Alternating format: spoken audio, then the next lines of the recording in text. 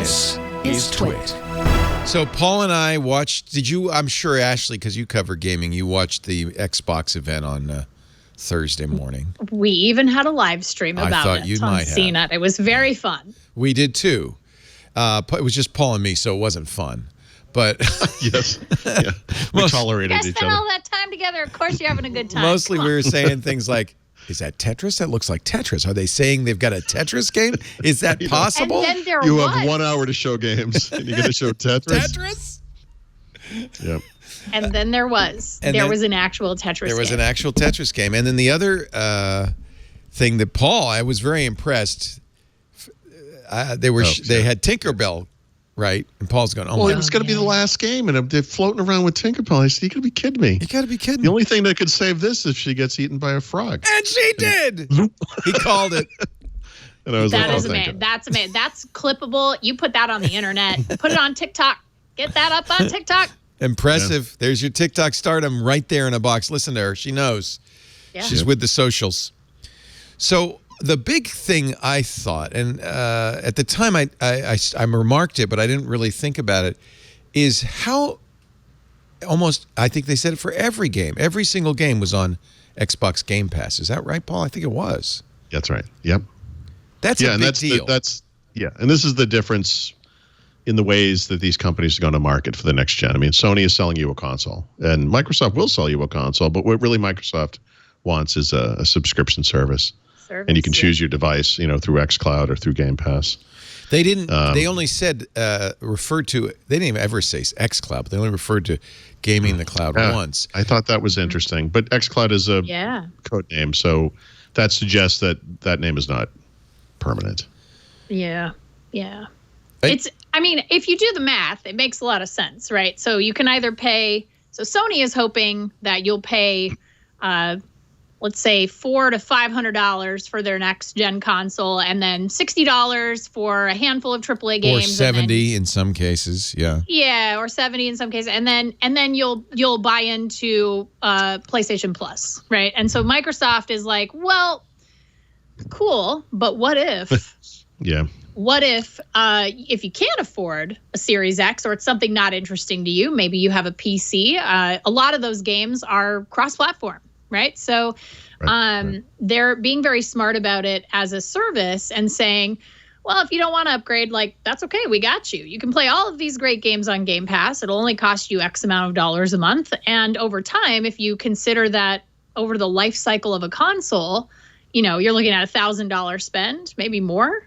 But it's like no one's thinking like that. Don't talk like that. No one's spending $1,000. But we're just enjoying games here. Yeah, you're just enjoying games. It's if you spend $15 a month for 5 years, that's a lot of money, and it's way more than just. Sorry, as you were talking, you reminded me of, or you put the idea in my head that in many ways what Microsoft is doing is the same thing they've done on Windows with PCs, which is just preserving backward compatibility. Apple or Sony is moving ahead very aggressively like Apple does, getting rid of old technology. And Microsoft is over here saying, hold on a second. But you it's can all use going your to old work fine. Stuff too. Yep, you can go for it when you want. And when you do it, we just want you in the ecosystem. We just want you in the ecosystem. And if you want to subscribe, that's great. And also it sort of makes sense as part of Satya Nadella's vision of Microsoft in terms of it being so service-oriented and about multiple platforms. And you can use the platform of your choice in a lot of cases. Yep. Yeah. You can play this Xbox game on whatever you want. You want to play it on PC? We got you. You want to play it on Xbox One? We got you. We want to play it on Series X? Great. Here it is. It's on Game Pass. And also, I got to say, kudos to Microsoft for making Game Pass extremely compelling with all of these day and date titles. I mean, Halo Infinite is a game that Microsoft could very easily say, no, that's not going to be on Game Pass for a little while. We're going to wait. But no, they just came out swinging. They're like, yeah, you're going to be able to play this on Game Pass. No problem. We got you. The trick here is going to be the third parties because, the selection of games that are on xCloud in particular, those are the games, whatever they call it, those are the games that will play anywhere, on a mobile device or whatever. That's going to be up to the developers. And I'm curious to see, obviously Microsoft's, games, their studio games will be in there, but I wonder about the third parties. Can you get a CD Projekt Red to put a Cyberpunk on that? service. Well, could I get Call of Duty in there, right? And I think we know the answer to that one is no. But why is it no? I think Call of Duty does pretty well financially. So there's no incentive. There's no technical reason though, right? They could. Yeah, I mean, their feeling is like, look, if you want to play it on but yeah, if you want to play it on PC and Xbox or whatever, or PC and PlayStation, please do. But then you'll have to pay for it twice.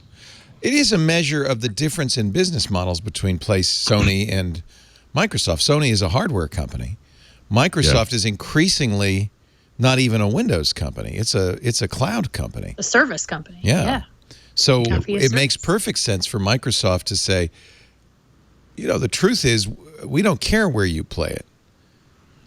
And I think the reason obviously they can't impose this on third parties, but they did demonstrate some AAA title. I mean, that Halo Infinite is AAA, high quality, 4K, 60 frames per second. And if they can stream that from the cloud, then there's no reason any game couldn't be streamed from the cloud, right? Right.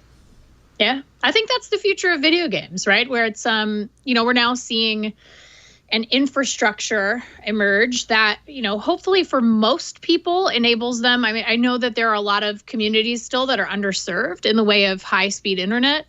So that becomes a problem, right? And one of the things that actually kept the Xbox One from having that feature on it that did those online checks was the military. Submarines. The military was very upset because, a lot of times you don't have access to the internet. They took a lot of heat be able to just play your video for games. saying you can't do it in a submarine.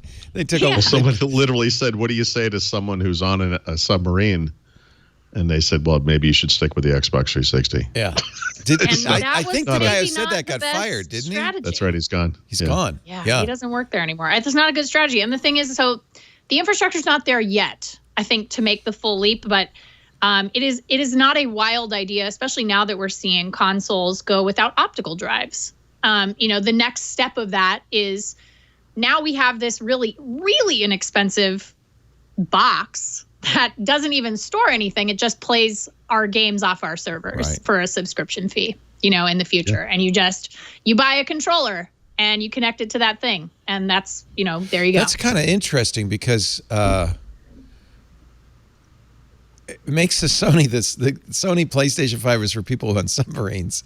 And for everybody else, there's Xbox. That's literally the marketing tagline.